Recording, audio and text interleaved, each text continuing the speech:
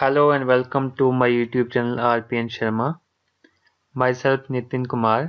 Hello friends, हम कर रहे थे सिविल इंजीनियरिंग का एक सब्जेक्ट जिसका नाम था civil engineering introduction societal and global impact. ठीक है, तो इसमें हमने जो चैप्टर स्टार्ट किया था उसका नाम था इंट्रोडक्शन। तो ये हमारे पास फर्स्ट चैप्टर था इंट्रोडक्शन का। इसमें हमने 4 पार्ट कंप्लीट कर लिए थे इंट्रोडक्शन में। आज हम इसका करेंगे पार्ट 5। तो जो पार्ट हमने फोर्थ किया था उसमें हमने देखे थे जो मार्वल्स थे। मार्वल्स हमारे पास मॉडर्न वर्ल्ड के और एंशिएंट वर्ल्ड के। उसमें हमने जो मार्वल्स देखे थे उनको हम डिफाइन कर रहे हैं कि वो क्या हैं क्या नहीं है। तो आज का जो मार्वल हमारे पास है वो है द गोल्डन गेट ब्रिज। ठीक है, द गोल्डन गेट ब्रिज।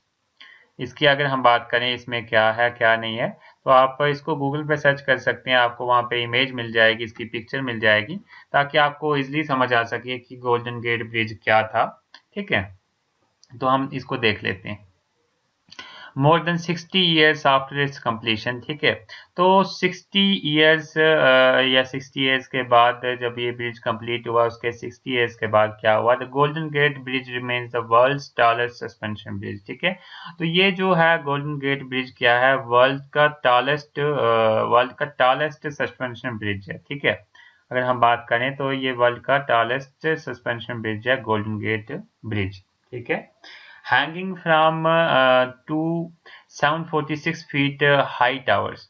ठीक है, तो ये जो हैंग कर रहा है 746 फीट हाई टावर्स पे ये हैंग कर रहा है। जैसे कि मान लो ये टावर हमने एक बना दिया, ये टावर बना दिया, यहाँ पे एक ब्रिज को हैंग करवा दिया। ठीक है, एक ब्रिज बना दिया, हैंग करवा दिया। तो ये जो टावर्स की हाइट है वो कितनी है? 746 फीट इन टावर्स की हाइट है। Its cables each yard thick are biggest ever to support the bridge। ठीक है, तो इसमें जो भी केबल्स लगी हैं वो इस ब्रिज को सपोर्ट कर रही हैं, क्योंकि ये हमारे पास हैंगिंग ब्रिज है, सस्पेंशन ब्रिज है, तो इसमें केबल्स तो लगी ही होंगी हमारे पास। ठीक है, तो केबल्स इसमें होंगी।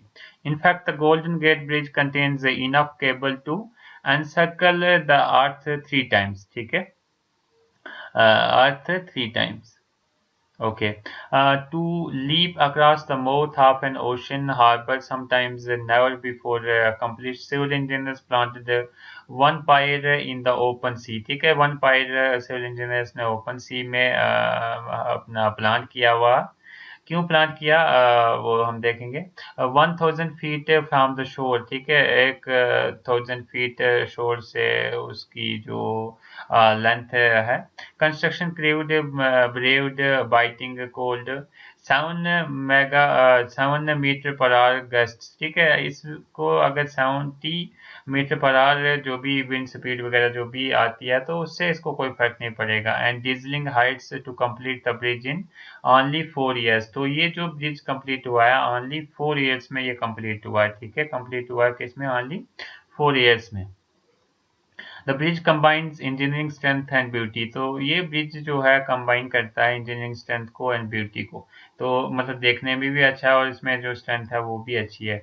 It survive the 1989 Loma Prieta earthquake. ठीक है, तो लोम्बा प्रियोटा अर्थक्वेक आया हुआ था। वो इस ब्रिज को उससे भी कोई फर्क नहीं पड़ा। And weather has shut it to traffic only 3 times in 60 years. Currently, the span is undergoing a seismic retrofit to withstand a 90-second earthquake। ठीक है, तो 90 सेकंड का भी इवन अर्थक्वेक आ जाए तो इस ब्रिज को कोई भी फर्क नहीं पड़ता है, क्योंकि इसमें जो लगाया हुआ है सिस्मिक रेट्रोफिट। ठीक है, सिस्मिक रेट्रोफिट मतलब टेक्निक है। तो उसमें ये 90 सेकंड्स का अर्थक्वेक को भी विथस्टैंड कर सकता है। मेजर से 8.3, अगर 8.3 का भी अर्थक्वेक 90 सेकंड के लिए भी आ जाएगा 8.3 रिक्टर स्केल में, तो इस ब्रिज को कुछ भी नहीं होगा। Today the Golden Gate Bridge remains one of the world's most revered photographed bridge. ठीक है, तो ये फोटोग्राफी के लिए ये बहुत अभी चल रहा है ब्रिज, हम बात करें। ठीक है, नेक्स्ट हमारे पास मार्वल है एम्पायर स्टेट बिल्डिंग। ठीक है, एम्पायर स्टेट बिल्डिंग तो हम देख लेते हैं। At 1250 feet the Empire State Building is the best known skyscraper. ठीक है, तो ये कितनी इसकी जो हाइट है 1250 फीट। ठीक है, और इसको ये जो बिल्डिंग है एम्पायर स्टेट बिल्डिंग, इसको हम स्काई स्क्रैपर भी कहेंगे। स्काई स्क्रैपर क्या होता है? स्काई स्क्रैपर होता है जो बिल्डिंग, कोई भी ऐसी बिल्डिंग जिसकी बहुत हाइट हो, बहुत ज़्यादा हाइट हो, उसको हम बोलते हैं स्काई स्क्रैपर। ठीक है, तो ये skyscraper as a skyscraper है हमारे पास, स्काई स्क्रैपर के नाम से भी जाना जाता है वर्ल्ड में। And was by far the tallest building in the world. ठीक है, तो टॉलेस्ट बिल्डिंग है पूरे वर्ल्ड में। मोर देन 40 ईयर्स की बात करें तो टॉलेस्ट बिल्डिंग ये हमारे पास थी। The building most astonishing feet however was the speed in which it rose into the New York city skyline. ठीक है, तो ये न्यूयॉर्क सिटी स्काईलाइन में ये हमारे पास है Empire State building.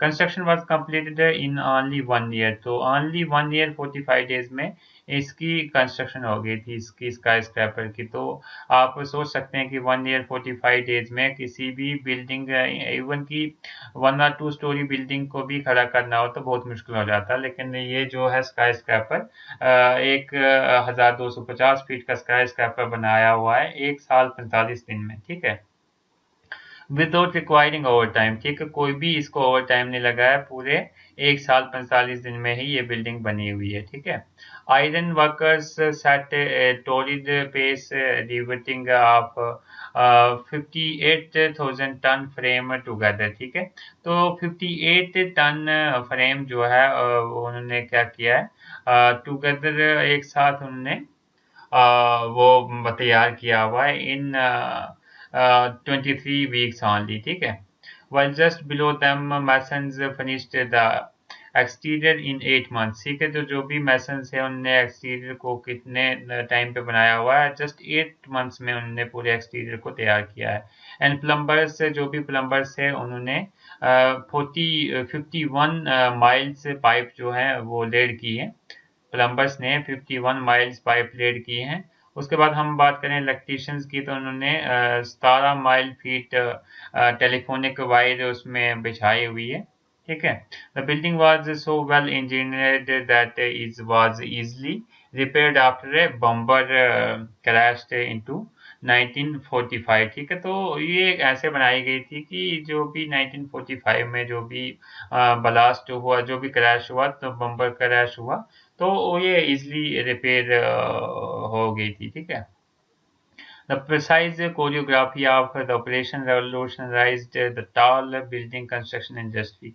Although it has been surpassed as the world's tallest building, the Empire State of Building remains the standard against which all other skyscrapers have been judged for the last 65 years. तो ये बहुत ही जाना माना skyscraper as a skyscraper माना गया था। ठीक है, तो इसमें मैंने जो भी पॉइंट्स हाईलाइट किए हैं वो इंपॉर्टेंट पॉइंट है, बाकी पॉइंट्स आप छोड़ भी सकते हैं, लेकिन जो पॉइंट हाईलाइटेड है वो आपको रिमेंबर कर लेने हैं। उसके बाद आप अपने लैंग्वेज में भी क्वेश्चंस को लिख सकते हैं। ठीक है, आई होप आपको समझ में आ गया होगा। आपको अगर समझ में ना आया हो, कोई भी डाउट हो, तो कमेंट सेक्शन में पूछ सकते हैं। नेक्स्ट जो हमने टाइप देखा था वो था नॉर्थ सी प्रोटेक्शन वर्क्स। ठीक है, नॉर्थ सी प्रोटेक्शन वर्क ये नीदरलैंड में है। तो इसको हम देखेंगे, इसकी डिटेल्ड डिस्कशन हम देखेंगे कि ये क्या चीज़ है। Unique in the world, this vast and complex system of dams, flood gates, storm surge barriers and other engineered works literally allows the Netherlands to exist। ठीक है, तो ये जो हमारे पास नॉर्थ सी प्रोटेक्शन वर्क्स की अगर हम बात करें तो इसमें बहुत सारी चीज़ें आ जाती हैं, जैसे कि इसमें डैम आ जाता है, इसमें फ्लड गेट्स आ जाते हैं, स्टॉर्म सर्ज बैरियर्स आ जाते हैं, और अदर इंजीनियर वर्क आ जाता है, literally allow the Netherland to exist. ठीक है, तो ये वर्क्स की वजह से जो नीदरलैंड हमारे पास कंट्री है जो भी है, तो उसकी वजह से ये एग्जिस्ट कर रही है, मतलब इसकी वजह से इसकी शान है इन चीज़ों की वजह से। ठीक है, for the centuries the people of the Netherlands have repeatedly attempts to push back the sea, only to watch merciless storms such as flood their efforts। ठीक है, since the nation sits below sea level and its land mass is still sinking। okay, the North Sea protection works consist of two monumental steps. ठीक है, जो भी हमारे पास इनका जो नॉर्थ सी प्रोटेक्शन जो वर्क्स हैं वो दो मोनूमेंटल स्टेप्स में डिवाइड किया हुआ है, कंसिस्ट हुआ है दो मोनूमेंटल स्टेप्स में।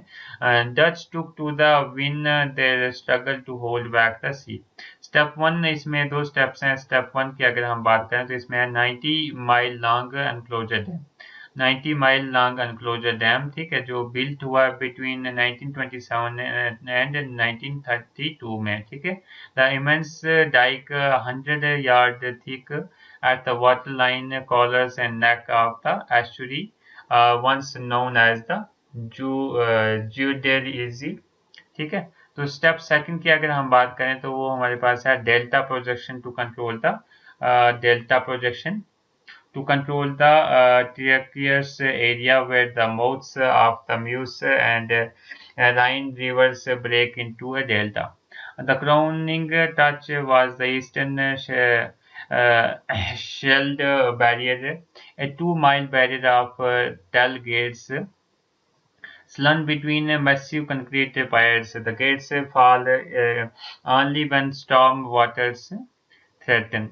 The North Sea Protection Works exemplifies humanity ability to exist side by side with the forces of the nature। ठीक है, तो आई होप ये भी आपको समझ में आया होगा।